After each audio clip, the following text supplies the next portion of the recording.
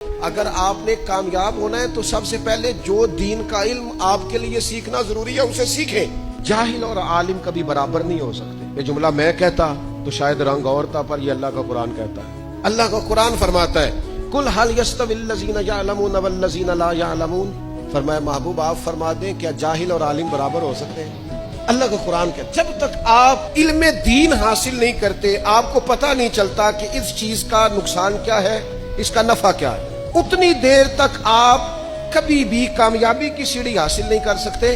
اگر آپ نے کامیاب ہونا ہے تو سب سے پہلے جو دین کا علم آپ کے لیے سیکھنا ضروری ہے اسے سیکھیں.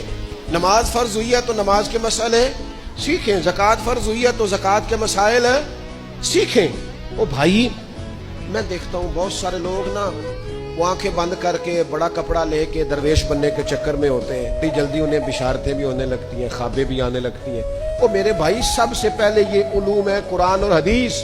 جب تجھے اس رستے کا پتہ ہی نہیں، تو نے تھیوری نہیں پڑھی، تو پریکٹیکل میں کیسے چلا گیا؟ پہلے اس علم کے ساتھ تو وابستہ ہو اور تھوڑا تھوڑا کر کے شروع کریں. انشاءاللہ تعالیٰ یہ کوئی مشکل کام نہیں ہے.